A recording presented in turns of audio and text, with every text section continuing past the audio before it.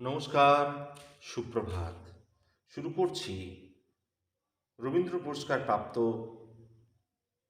শরদিন্দু বন্দ্যোপাধ্যায় রচিত তুঙ্গভদ্রার তীরে।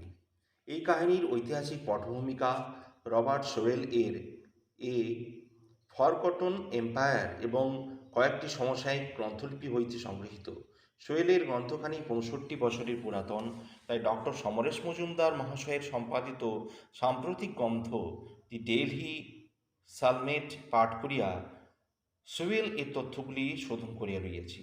আমার এই কাহিনীতে ঐতিহাসিক চরিত্র থাকিলেও কাহিনী মৌলিক। ঘটনাকাল খ্রিস্ট ১৪৩০ এর আশেপাশে।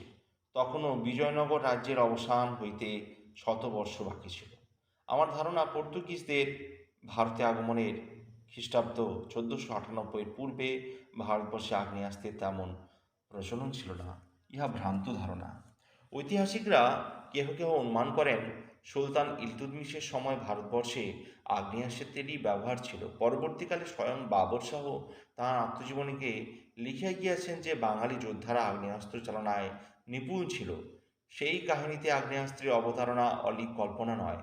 তবে বাবর শাহের আমলেও ক্ষুদ্র আগ্নেয়াস্ত্র ভারতে আবির্ভূত হয় নাই। দেশ ও মান সম্বন্ধে সেকালে নানা মুনির নানা মত দেখা যায়। চাণক্য এক এক কথা বলতেন, অমরসিংহ অন্য কথা। আমি মোটামুটি ৬ ফুটে ১ দণ্ড, ২০ গজে ১ রজ্জু, ২ মাইলে ১ ক্রোশ ধরিয়াছি। পরিশেষে বক্তব্য, এই কাহিনী ফিকশনাইজড হিস্ট্রি নয়, হিস্টোরিক্যাল ফিকশন। শরদিন্দু বন্দ্যোপাধ্যায়। উর্মি মর্মর। দক্ষিণ ভারতে বাক্য প্রচলিত আছে, গঙ্গার জলে স্নান, তুঙ্গার জল পান। অর্থাৎ গঙ্গার জলে স্নান করিলে যে পুণ্য হয়, তুঙ্গার জল পান করিলেও সেই পুণ্য। তুঙ্গার জল পীযুষতুল্য, মৃত সঞ্জীবন। সহ্যাদ্রির সুদূর দক্ষিণ প্রান্তে দুটি ক্ষুদ্র নদী উত্থিত হইয়াছে, তুঙ্গা ও ভদ্রা। এই নদী পর্যন্ত কিছুদূর অগ্রসর হইবার পর পরস্পর মিলিত হইয়াছে এবং তুঙ্গভদ্রা নাম গ্রহণ করিয়া প্রবাহিত হইয়াছে, মিলিত হইয়াছে। তুঙ্গভদ্রা নদী স্বভাবতই তুঙ্গা এবং ভদ্রা অপেক্ষা পুষ্টসলিলা, কিন্তু তাহার পূর্ণতোয়া খাতি নাই। তুঙ্গভদ্রা অনাদৃতা নদী। তুঙ্গভদ্রার যাত্রাপথ কিন্তু অল্প নয়। ভারতের পশ্চিম সীমান্ত হইতে যাত্রা আরম্ভ করিয়া ভারতের পূর্ব সীমায় বঙ্গোপসাগরে উপনীত হইতে চায়। এক জটিল ও শিলাসংকুল সঙ্গী সাথী নাই। কদাচিৎ দু একটি ক্ষীণ তটিনী আসিয়া তাহার বুকে ঝাঁপাইয়া পড়িয়া নিজেকে হারাইয়া দিলিয়াছে। তুঙ্গভদ্রা তরঙ্গের মঞ্জির বাজাইয়া দুর্গম পথে একাকিনী চলিয়াছে। অর্ধেকেরও বেশির পথ অতিক্রম করিয়া পর তুঙ্গভদ্রার সঙ্গিনী মিলিল। শুধু সঙ্গিনী নয়, ভগিনী। কৃষ্ণা নদীও সহ্যাদ্রির কন্যা, কিন্তু তাহার জন্মস্থান তুঙ্গভদ্রা হইতে অনেক উত্তরে। দুই বোন একই সাগরের উদ্দেশ্যে যাত্রা করিয়াছিল। পথে দেখা। দুই বোন গলা জোড়াজড়ি করিয়া একসঙ্গে চলিল। তুঙ্গভদ্রার জীবনে স্মরণীয় ঘটনা কিছু ঘটে নাই। তাহার তীরে তীর্থ সিদ্ধাশ্রম মঠ মন্দির রচিত হয় নাই। তাহার নীরে মহানদীর তুঙ্গ সৌধচূড়া দর্পণিত হয় নাই। কেবল একবার, একমাত্র ২০০ বৎসরের জন্য তুঙ্গভদ্রার সৌভাগ্যের দিন আসিয়াছিল। তাহার দক্ষিণ তীরে বিরূপাক্ষের পাষাণ মূর্তি ঘিরিয়া এক প্রকারারাধ্য দুর্গনগর গড়িয়া উঠিয়াছিল। সেই নগরের নাম বিজয়নগর। কালক্রমে এই বিজয়নগরের সমস্ত দাক্ষিণাত্যের উপর অধিকার বিস্তার করিয়াছিল। বেশি দিনের কথা নয়, মাত্র ৬ শতাব্দীর কথা। কিন্তু ইহারই মধ্যে বিজয়নগরের গৌরবময় স্মৃতি মানুষের মন হইতে মুছিয়া গিয়াছিল। তুঙ্গভদ্রার দক্ষিণ তটে বিজয়নগরের বহু বিস্তৃত ভগ্নস্তূপের মধ্যে কি বিচিত্র ঐতিহ্য সমাহিত আছে, তাহা মানুষ ভুলিয়া গিয়াছিল। কেবল তুঙ্গভদ্রা বলে নাই। কোনো এক স্তব্ধ সন্ধ্যায় আকাশে সূর্য যখন অস্ত গিয়াছিল, কিন্তু নক্ষত্র পরিস্ফুট হয় নাই, সেই সন্ধিক্ষণে কৃষ্ণা ও তুঙ্গভদ্রার সঙ্গমস্থলে ত্রিকোণ ভূমির উপর দাঁড়াও, কান পাতিয়া শোনো। শুনিতে পাইবে তুঙ্গভদ্রা কৃষ্ণার কানে কানে কথা বলিতেছে। নিজের অতীত সৌভাগ্যের দিনের গল্প বলিতেছে। কত নাম, হরিহর বুক্ক, কুমার কম্পন, দেবরাজ মল্লিকার্জুন তোমার কানে আসিবে। কত কুটিল রহস্য, কত বীরত্বের কাহিনী, কত কৃতজ্ঞতা, বিশ্বাসঘাতকতা, প্রেম, বিদ্বেষ, কৌতুক, কুতূহল, জন্মমৃত্যুর বৃত্তান্ত শুনিতে পাইবে। তুঙ্গভদ্রার এই উর্মিমর্মর ইতিহাস নয়, স্মৃতিকথা। কিন্তু সকল ইতিহাসের পিছনে স্মৃতিকথা লুকাইয়া থাকে। যেখানে স্মৃতি নাই সেখানে ইতিহাস নাই। আমরা আজ তুঙ্গভদ্রার স্মৃতিপ্রবাহ হইতে এক গণ্ডূষ জল তুলিয়া পান করিব। প্রথম পর্ব। ১। কৃষ্ণা ও তুঙ্গভদ্রার সঙ্গমস্থল হইতে ক্রোশেক দূর ভাটির দিকে তিনটি বড় নৌকা পালির ভরে উজানে চলিয়াছে। তারা বিজয়নগর যাইতেছে। সঙ্গম পার হইয়া বাম দিকে তুঙ্গভদ্রার প্রবেশ করিবে। বিজয়নগর পৌঁছিতে তাহাদের এখনো কয়েকদিন বিলম্ব আছে। সঙ্গম হইতে বিজয়নগরের দূরত্ব প্রায় ৭০ ক্রোশ। বৈশাখ মাসের অপরাহ্ন। ১৩৫২ শকাব্দ সবেমাত্র আরম্ভ হইয়াছে। তিনটি নৌকা আগে পিছে চলিয়াছে। প্রথম নৌকাটি আয়তনে বিশাল, সমুদ্রগামী বহিত্র। দ্বিতীয়টি অপেক্ষাকৃত ক্ষুদ্র হইলেও রণতরীর আকারে গঠিত, সংকীর্ণ ও দ্রুতগামী। তাহাতে ৫০ জন যোদ্ধা স্বচ্ছন্দে থাকিতে পারে। তৃতীয় নৌকাটি ভারবাহী, ভর ও তার প্রতি মন্থর, তাই তাহার সহিত তাল রাখিয়া অন্য বহিত্র দুটিও মন্থরগতিতে চলিয়াছে। নৌকা তিনটি বহুদূর হইতে আসিতেছে এবং পূর্ব সমুদ্র তীরে কলিঙ্গ দেশের প্রধান বন্দর কলিঙ্গবর্তন, সেখান হইতে ৩ মাস পূর্বে তাহাদের যাত্রা শুরু হইয়াছিল। এতদিনে তাহাদের যাত্রা শেষ হইয়া আসিতেছে। আর সপ্তাহকালের মধ্যেই তাহারা বিজয়নগরে পৌঁছিবে, যদি বায়ু অনুকূলে থাকে। যে সময়ের কাহিনী, সে সময় সহস্র বর্ষ পূর্ব হইতেই ভারতের প্রাচ্য উপকূলে নৌবিদ্যার ওপর বিশেষ উৎকর্ষ হইয়াছিল। উত্তরে সাধনোদ্যত বঙ্গদেশ হইতে দক্ষিণে তৈলঙ্গ তামিল দেশ পর্যন্ত বন্দরে বন্দরে সমুদ্রযাত্রী ও বৃহৎ বহিত্র প্রস্তুত হইতেছিল।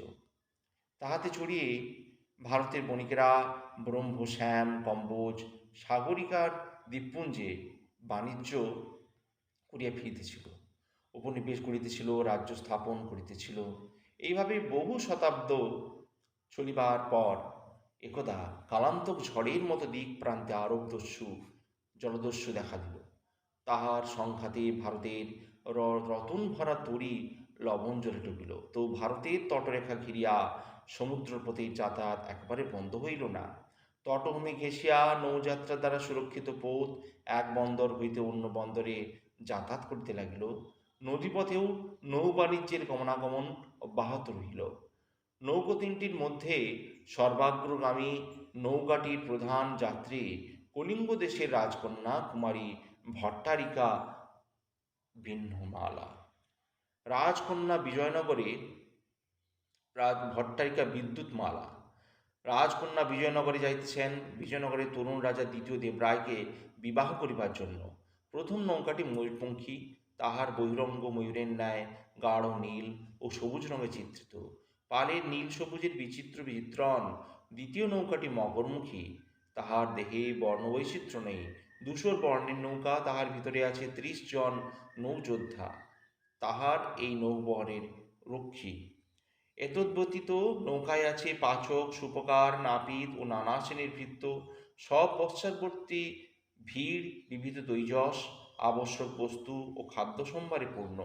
এতগুলো লোক দীর্ঘকাল ধরিয়া আহার করিবে। চাল, ডাল, ঘৃত, তৈল, গম, তিল, গুড়, শর্করা, লবণ, হরিদ্রা, কাসমর্দ প্রভৃতি বহু পরিমাণে সঙ্গে চলিয়াছে। ভরের পিছনে একটি শূন্য ডিঙি দড়িবাঁধা অবস্থায় ল্যাজের মতো ভরের অনুসরণ করিতেছে। এই নৌকা হইতে অন্য নৌকায় যাতায়াত করিবার জন্য ইহার প্রয়োজন। এইভাবে রাজকীয় আড়ম্বরে দ্বারা পরিবেষ্টিত হইয়া রাজনন্দিনী বিদ্যুৎমালা বিবাহ করিতে চলিয়াছে। কিন্তু তাহার মনে সুখ নাই। সেদিন অপরাহ্নে তিনি নৌকা ছাদে বসিয়া ক্লান্ত চক্ষে জলের পানে চাহিয়াছিলেন। তাহার বৈমাত্রী ভগিনী মণিকঙ্কনা তাহার সঙ্গে ছিল। মণিকঙ্কনা শুধু তাহার ভগ্নী নয়, সখীও। তাই বিদ্যুৎমালা যখন বিবাহে চলিলেন তখন মণিকঙ্কনও স্বেচ্ছার সঙ্গে চলিল। বিবাহের যিনি বর তিনি ইচ্ছা করিলে বধূর সহিত তাহার অন্যরা ভগ্নীদেরও গ্রহণ করিতে পারিতেন, ইচ্ছা না করিলে পাত্রকুলের অন্য কেহ তাকে বিবাহ করিতেন। এই প্রথা আবহমান কাল ধরিয়া প্রচলিত ছিল। মণিকঙ্কনা বিদ্যুৎমালার বৈমাত্র ভগিনী, কিন্তু সেই সঙ্গে আরও একটু প্রভেদ ছিল। বিদ্যুৎমালার মাতা পট্টমহিষী রুক্মিণী দেবী ছিলেন আর্যা, কিন্তু মণিকঙ্কনার মাতা চম্পা দেবী অনার্যা। আর্যগণ প্রথম দক্ষিণ ভারতে আসিয়া একটি সুন্দর রীতি প্রবর্তিত করিয়াছিল। আর্য পুরুষ বিবাহকালে আর্যা বধূর সঙ্গে একটি অনার্যা বধূও গ্রহণ করিতেন। বংশবৃদ্ধির প্রসারণ উদ্দেশ্য সন্দেহ নাই, কিন্তু এই প্রথাটি লোভনীয় বলিয়াই বোধ করি টিকিয়াছিল। আর্যা পত্নীর মর্যাদা অবশ্য অধিক ছিল, কিন্তু অনার্যা পত্নীও মাননীয়া ছিলেন। বিদ্যুৎমালা ও মণিকঙ্কনার বয়স প্রায় সমান, দু এক মাসের ছোট বড়, কিন্তু আকৃতি ও প্রকৃতিতে অনেক তফাৎ। 18 বছর বয়সের বিদ্যুৎমালার আকৃতির বর্ণনা করিতে হইলে প্রাচীন উপমায় স্মরণ লইতে হয়। তন্নী তপ্ত কাঞ্চন বর্ণা, পক্ক বিম্বাধরোষ্ঠী, কিন্তু চিকত হরিণীর ন্যায় চলচঞ্চল নয়, চঞ্চল নয়না নয়। নিবিড় কালো চোখ দুটি শান্ত অপ্রকুল্ভ, সর্বাঙ্গের উচ্ছ্বসিত যৌবন যেন চোখ দুটিতে আসিয়া স্থির নিস্তরঙ্গ হইয়া গিয়াছে। তাহার প্রকৃতিতেও একটি মধুর ভাবমন্থর গভীরতা আছে, যাহা সহজে বিচলিত হয় না। আন্তঃসলীলা প্রকৃতি, বাহির হইতে অন্তরের পরিচয় স্বল্পই পাওয়া যায়। মণিকঙ্কনা ঠিক তাহার বিপরীত। সে তন্বী নয়, দীর্ঘাঙ্গী নয়। তাহার সুবলিত দৃঢ় পিনদ্ধ দেহটি যেন যৌবনের উদ্বেল উচ্ছ্বাস ধরিয়া রাখিতে পারিতেছে না। চঞ্চল চক্ষু দুটি খঞ্জন পাখির মতো সঞ্চারণশীল। অধর নবকিশলয়ের ন্যায় রক্তিম, দেহের বর্ণ বিদ্যুৎমালার ন্যায় উজ্জ্বল গৌর নয়, একটু চাপা, যেন সোনার কলসে কচি দুর্বাঘাসে ছায়া পড়িয়াছে। কিন্তু দেখিতে বড় সুন্দর। তার প্রকৃতিও বড় মিষ্ট, মোটেই অন্তর্মুখী নয়। বাহিরের প্রকৃতি পৃথিবী তাহার চিত্ত হরণ করিয়া লইয়াছে। মনে ভাবনা চিন্তা বেশি নেই, কিন্তু সকল কর্মে বটিয়াসী। বিচিত্র এবং নূতন নূতন কর্মে লিপ্ত হইবার জন্য সে সর্বদাই উন্মুখ। পৃথিবীটা তাহার রঙ্গকৌতুক খেলাধুলার লীলাঙ্গন। কিন্তু 3 মাস নিরবিচ্ছিন্ন নৌকা গ্রহণ করিয়া দুই ভগিনী ক্লান্ত। প্রথম প্রথম সমুদ্রের ভীমকান্ত দৃশ্য তাদের মুগ্ধ করিয়াছিল। তারপর নদীর পথে দুই তীরের নিত্য পরিবর্তন চলচ্ছবি কিছুদিন তাহাদের চিত্ত আকর্ষণ করিয়া রাখিয়াছিল। নদীর কিনারায় কখনো গ্রাম, কখনো শস্যক্ষেত্র, কখনো শিলাবন্ধুর তটপ্রপাত, কখনো জলের মাঝখানে মকরাকৃতি বালুচর, বালুচরের ওপর নানা জাতীয় জলচর পক্ষী, সবই অতি সুন্দর। কিন্তু ক্রমাগত একই দৃশ্যের পুনরাবর্তন দেখিতে দেখিতে আর ভালো লাগে না। নৌকার অল্প পরিসরে সীমাবদ্ধ জীবনযাত্রা অসহ্য মনে হয়। স্থলচর জীবের স্থলাকাঙ্ক্ষা দুর্বার হইয়া ওঠে। সেদিন দুই ভগিনী পালের ছায়ায় গুণ বৃক্ষের কাণ্ডে পৃষ্ঠ রাখিয়া পা ছড়াইয়া বসিয়াছিল। ছাদের উপর অন্য কেহ নাই। নৌকার পিছনের দিকে হালি একাকে বসিয়া হাল ধরিয়া বসিয়াছে, তাহাকে ছাদ হইতে দেখা যায় না। বিদ্যুৎমালার ক্লান্ত চক্ষু জলের ওপর নিবদ্ধ। মণিকঙ্কনার চক্ষু দুটি পিঞ্জরাবদ্ধ পাখির মতো চারিদিকে ছটফট করিয়া বেড়াইতেছে। মণিকঙ্কনার মনে অনেক অসন্তোষ জমা হইয়া উঠিয়াছে। এই নৌকাযাত্রার কি শেষ নাই? আর তো পারা যায় না। সহসা তাহার অধীরতা বাংমূর্তি ধরিয়া বাহির হইয়া আসিল। সে বিদ্যুৎমালার দিকে ঘাড় ফিরাইয়া বলিল, একটা কথা বল দেখি মালা। চিরদিনই বিয়ের বর কনের বাড়িতে গিয়ে বিয়ে করতে চায়, কিন্তু তুই বরের বাড়িতে গিয়ে বিয়ে করতে যাচ্ছিস, এ কেমন কথা? সত্যি তো, এ কেমন কথা? এই বিপরীত আচরণের মূল অন্বেষণ করিতে হইলে একটু ইতিহাসের চর্চা করিতে হইবে। 2. সঙ্গম বংশ দুই ভাই হরিহর ও বুক্ক বিজয়নগরের রাজ্যের প্রতিষ্ঠা করিয়াছিলেন। তাদের জীবন কথা অতি বিচিত্র। দিল্লির সুলতান মোহাম্মদ তুগলক দুই ভ্রাতার অসামান্য রাজনৈতিক প্রতিভা দেখিয়া তাহাদের জোর করিয়া মুসলমান করাইয়াছিলেন। সে সময় গুণী ও কর্মকুশল হিন্দু পাইলেই মুসলমান রাজারা তাদের বলপূর্বক মুসলমান করিয়া নিজেদের কাজে লাগাইতেন। কিন্তু হরিহর ও বুক্ক বেশি দিন মুসলমান রহিলেন না। তাহারা পলাইয়া আসিয়া শৃঙ্গেরি সন্ন্যাসী মঠের এক সন্ন্যাসীর শরণাপন্ন হইলেন। সন্ন্যাসীর নাম বিদ্যারণ্য। তিনি তাহাদের হিন্দু ধর্মে পুনর্দীক্ষিত করিলেন। তারপর দুই ভাই মিলিয়া গুরুর সাহায্যে হিন্দু রাজ্য বিজয়নগর প্রতিষ্ঠা করিলেন। বিজয়নগরের আদি নাম বিদ্যানগর, পরে উহা মুখে মুখে বিজয়নগরে পরিণত হয়। কৃষ্ণা নদীর দক্ষিণে যখন হিন্দু রাজ্য প্রতিষ্ঠা হইতেছিল, ঠিক সেই সময় কৃষ্ণার উত্তরে একজন শক্তিশালী মুসলমান দিল্লির নাগপাশ ছিন্ন করিয়া এক স্বাধীন মুসলমান রাজ্যের প্রবর্তন করেছিলেন। এই রাজ্যের নাম বহমনি রাজ্য। উত্তরকালে বিজয়নগর ও বহমনি রাজ্যের মধ্যে বিবাদ, বিসংবাদ ও যুদ্ধবিগ্রহ প্রায় চিরস্থায়ী হইয়া দাঁড়াইয়াছিল। বহমনি রাজ্যের চেষ্টা কৃষ্ণার দক্ষিণে মুসলমান অধিকার প্রসারিত করিবে। বিজয়নগরের প্রতিজ্ঞা কৃষ্ণার দক্ষিণে মুসলমানকে ঢুকতে দিবে না। রাজ্য প্রতিষ্ঠার অনুমান শর্ত বর্ষ পরে বিজয়নগরের যিনি রাজা হইলেন তার নাম দেবরায়। ইতিহাসে তিনি প্রথম দেবরায় নামে পরিচিত। দেবরায় অসাধারণ রাজ্যশাসক ও রণপণ্ডিত ছিলেন। তিনি তুরস্ক হইতে ধানুকি সৈন্য আনাইয়া নিজ সৈন্যদল দৃঢ় করিয়াছিলেন। এক যুদ্ধে আগ্নেয়াস্ত্রের ব্যবহার প্রচলিত করিয়াছিলেন। তাহার 50 বর্ষব্যাপী শাসনকালে সমস্ত দাক্ষিণাত্য বিজয়নগরের প্রধানত রহিয়াছিল। মুসলমান রাজশক্তি কৃষ্ণার দক্ষিণে পদার্পণ করিতে পারে নাই, কিন্তু দেবরায়ের দুই পুত্র রামচন্দ্র ও বিজয় রায় ছিলেন কর্মশক্তিহীন অপদার্থ। ভাগ্যক্রমে বিজয়নগরের দুই পুত্র দ্বিতীয় দেবরায় পিতামহের মতোই ধীমান ও রণদক্ষ। তাই প্রথম দেবরায় নিজের মৃত্যুকাল আসন্ন দেখিয়া দুই পুত্রের সহিত তরুণ পৌত্রকেও যৌবরাজ্যে অভিষেক করাইলেন। কতকটা নিশ্চিত মনে দেহ রক্ষা করিলেন। তরুণ দেবরায় পিতা ও পিতৃব্যকে ডিঙাইয়া রাজ্যের শাসনভার নিজ হস্তে তুলিয়া লইলেন। অতঃপর 8 বৎসর অতিক্রম হইয়া গিয়াছে। পিতৃব্য রামচন্দ্র বেশিদিন টিকিলেন না, কিন্তু পিতা বিজয় রায় অদ্যাপি জীবিত ছিলেন। রাজা হইবার উচ্চাকাঙ্ক্ষা তাহার নাই। প্রৌঢ় বয়সে রাজপ্রাসাদে বসিয়া তিনি দুষ্ট শিশুর ন্যায় বিচিত্র খেলা খেলিতেছেন। দেবরায়ের বয়স বর্তমান 35 বছর। তাহার দেহ যেমন দৃঢ় সুগঠিত, চরিত্রও তেমনি বজ্রকঠিন। গম্ভীর মিতবাক সম্বৃতম্র পুরুষ।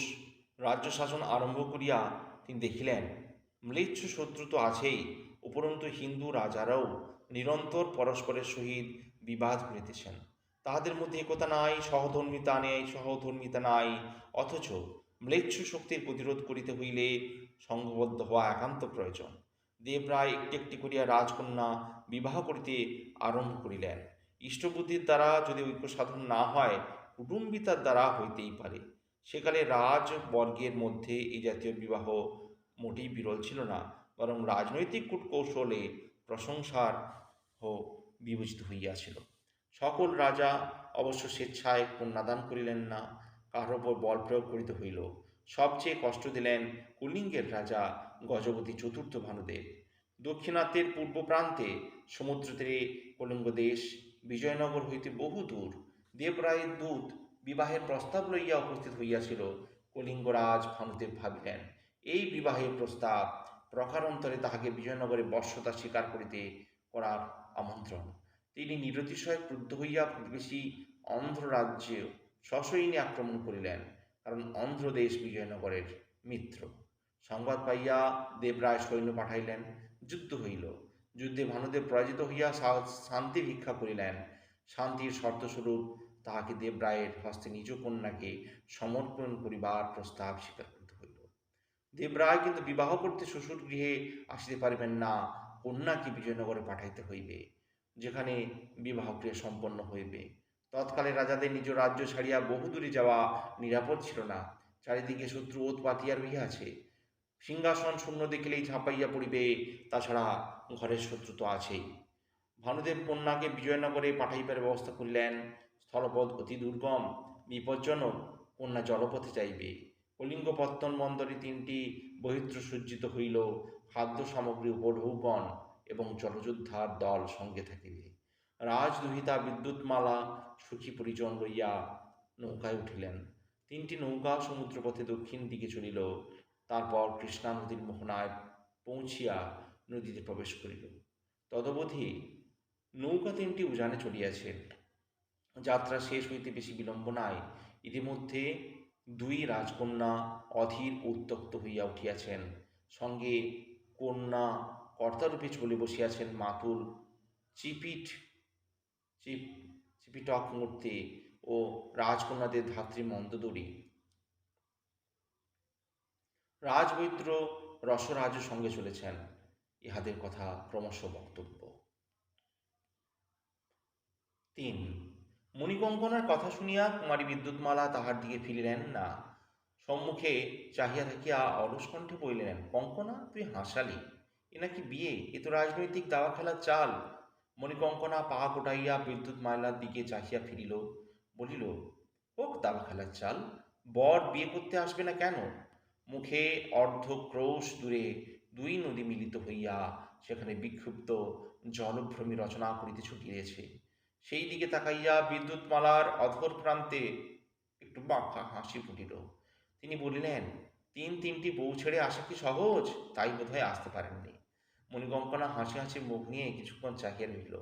তারপর বিদ্যুৎমালার বাহুর উপর হাত রাখিয়া বলিল, মহারাজ দেবরায়ে 3টি রানী আছে, তুই হবি চতুর্থী, তাই বুঝি তোর ভালো লাগছে না? বিদ্যুৎমালা এবার মণিকঙ্কনার পারে চক্ষু ফেরাইলেন। তোর বুঝি ভালো লাগছে? মণিকঙ্কনা বলিল, আমার ভালো লাগছে না, মন্দও লাগছে না। রাজার অনেকগুলো রানী তো থাকেই, এক রাজার এক রানী কখনো শুনিনি। বিদ্যুৎমালা বলিলেন, আমি শুনেছি রামচন্দ্রের একটি সীতা ছিল। মণিকঙ্কন হাসিল, সে তো ত্রেতা যুগের কথা। কলিকালে মেয়ে সস্তা, তাই পুরুষেরা যে যত পারে বিয়ে করে, যেমন অবস্থা তেমনি ব্যবস্থা। বিদ্যুৎমালার কণ্ঠস্বর একটু উদ্দীপ্ত হইল। বিশ্রী ব্যবস্থা। স্ত্রী যদি স্বামীকে পুরোপুরি না পায় তাহলে বিয়ের তো কোনো মানেই হয় না। মণিকঙ্কনা কিয়ৎকাল নীরবে চাহিয়া বলিল, পুরোপুরি কাউকে পাওয়া কাকে বলে ভাই? স্বামী তো স্ত্রীর সম্পত্তি নয় যে কাউকে ভাগ দেবেন না, বরং স্ত্রী স্বামীর সম্পত্তি। বিদ্যুৎমালার বিম্বাধার স্ফুরিত হইল, চোখে বিদ্রোহের বিদ্যুৎ খেলিয়া গেল। তিনি বলিলেন, আমি মানি না। মণিকঙ্কনা করস্বরে হাসিয়া উঠিল, না মানলে কি হবে? বিয়ে তো করতে যাচ্ছিস। বিদ্যুৎমালা বলিলেন, যাচ্ছি। প্রাণদণ্ডে দণ্ডিত নিরাপরাধ মানুষ যেমন বদ্ধভূমিতে যায়, আমিও তেমনি যাচ্ছি। যে স্বামীর 3টে বউ আছে তাকে কোনোদিন ভালোবাসতে পারবো না। মণিকঙ্কনা বিদ্যুৎমালার গলা জড়াইয়া ধরিল, কেন তুই মনে কষ্ট পাচ্ছিস ভাই? ভেবে দেখ, তোর মা আর আমার মা কি মহারাজকে ভালোবাসেন না?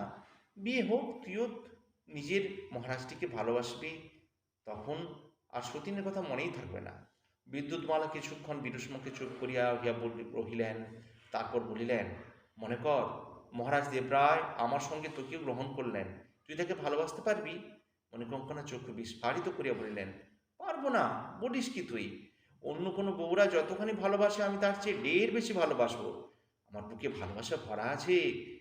যিনি আমার স্বামী হবেন তাকেই আমি প্রাণ ভরে ভালোবাসবো। বিদ্যুৎমালা মণিকঙ্কনাকে কাছে টানিয়া লইয়া তার মুখখানি ভালো করিয়া দেখিলেন। একটি ক্ষুদ্র নিঃশ্বাস ফেলিয়া বলিলেন, আমি যদি তোর মতো হতে পারতুম। তোর মন বড় স্বার্থ, আমার মন বড় স্বার্থপর, যাকে চাই কাউকে ভাগ দিতে পারি না। মণিকঙ্কনা আবেগ ভরে বিদ্যুৎমালাকে 2 বাহুতে জড়াইয়া লইয়া বলিলেন, না না, কখনো না, তুই বড় বেশি ভাবিস। অত ভাবলে মাথা গোলমাল হয়ে যায়। যা হবার তাই যখন হবে তখন ভেবে কি লাভ? পরবর্তী অংশ আগামীকাল।